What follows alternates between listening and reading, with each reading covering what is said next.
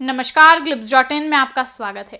राजधानी से 20 किलोमीटर दूर विधानसभा थाना क्षेत्र के दोंदे खुर्द में एक राइस मिल में आगजनी की घटना से करोड़ों रुपए के धान, चावल और भूसी जलकर खाक हो गए हैं। आग लगने की कारणों का अब तक पता नहीं चल पाया है। फायर ब्रिगेड और पुलिस मामले की जांच कर रही है। राइस मिल मालिक गोपाल सिंघल हैं।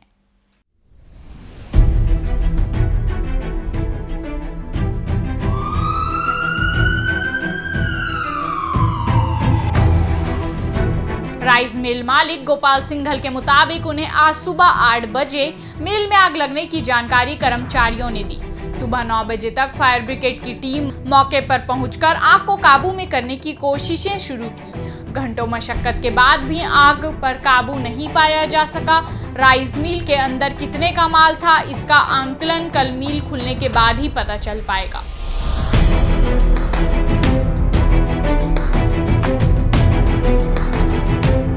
इस वक्त हम दोंदे खुर्द के आरके राइस मिल में खड़े हैं।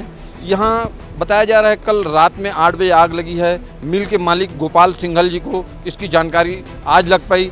मिल के अंदर लगभग 20 से 25 करोड़ रुपए के धान और चावल रखे होने की बात कही जा रही है और आग से पूरी तरह से यहाँ रखी हुई अनाज जल चुकी है। और यहाँ 3 शेड हैं। 3 शेड में पूरे चावल और धान और भूसी रखे हुए थे। आग लगने का कारण का अभी तक पता नहीं चल पाया है। बताया तो ये जा रहा है कि शॉर्ट सर्किट की वजह से ये आग लगी। आइए गोपाल सिंघल जी से ही बात करते हैं कि कैसे हुआ, क्या हुआ इस घटना के बारे में, वो ज़्यादा अच्छे से बता पाएंगे। सिंघल जी ये बताएं कब जानकारी लग पाई यहाँ आग लगने की? सुबह 8 बजे मुझे सूचना मिली और सूचना मिलते ही मैंने फायर ब्रिगेड को फ़ोन किया। 9 बजे तक फायर ब्रिगेड आ गए और तब से चल ही रहा है कार्रवाई, आप देख ही रहे हैं। अंदर में कितना माल रखा होगा, क्या है कुछ आकलन?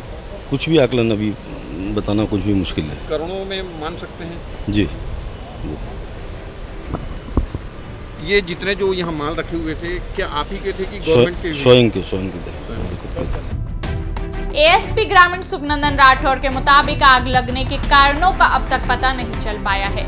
मिल में आग लगी है या लगाई गई है, यह जांच का विषय है। जांच रिपोर्ट आने के बाद ही आग लगने की वजह के बारे में जानकारी मिल पाएगी। आग को बुझाने निजी क्षेत्र के अलावा विभागीय फायर ब्रिगेड की गाड़ियां लगाई गई है।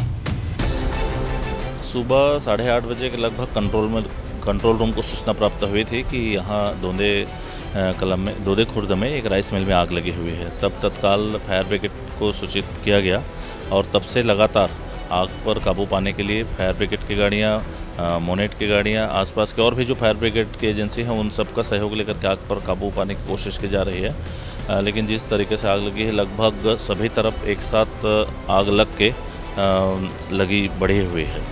ये आग लगने की वजह क्या है, कुछ पता चल पाया? शॉर्ट सर्किट होता तो एक ही साइड में लगती है और एक साथ 2-2, 3-3 गोडाउन में आग लगी है। ये सब जांच का विषय है कि किन परिस्थितियों में कैसे ये आग लगी और इतना बड़ा कंपाउंड में किस तरीके से ये आग एक साथ फैली, ये जांच का विषय है। राइस मिल में आगजनी की घटना के जानकारी मिलने के बाद प्रदेश राइस मिल एसोसिएशन के अध्यक्ष योगेश अग्रवाल भी मौके पर पहुंचकर घटना की जानकारी ली।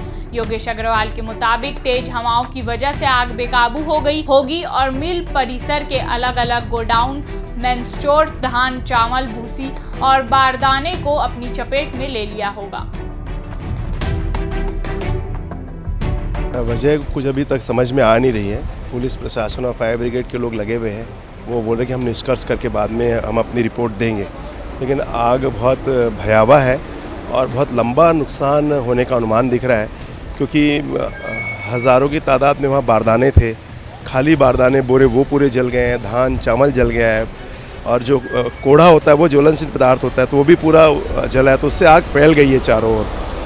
लेकिन अलग अलग शेड में रखे हुए थे, गोडाउन बने हुए थे, तो एक गोडाउन में आग लगने के बाद बाकी अन्य जगह इतनी जल्दी कैसे फैल गई? क्या लगता है कि किसी असामाजिक तत्वों ने आग लगाई होगी या क्या हो सकती है वजह? अभी कुछ कहा नहीं जा सकता है, अभी हम लोग भी समझ नहीं पा रहे हैं। लेकिन हवा यहाँ पे बहुत है तो ऐसा लगता है कि हवा का जो बहाव है, क्योंकि सीढ़ियों के बाहर भी जो बोरे रखे थे वो भी हवा से जल गए, तो ऐसा लगता है कि हवा के बहाव के कारण, क्योंकि गोडाउन के सारे गेट खुले हुए थे, तो हवा के कारण वो आग फैलती चली गई, ऐसा प्रतीत होता है। बता दें कि राइस मिल में एक ही छत के नीचे शेड से बने 3 गोडाउन हैं। तीनों गोडाउन में धान, चावल और भूसी स्टोर था। आगजनी मामले में दमकल विभाग जो फाइनल रिपोर्ट देगी, उसके बाद ही आग लगने की वजहों के बारे में सही जानकारी मिल पाएगी। तीनों गोडाउन में धान, भूसी, चावल के एक साथ जल जाना कई संदेहों को जन्म दे रही है। For more information, log on to www.clips.in.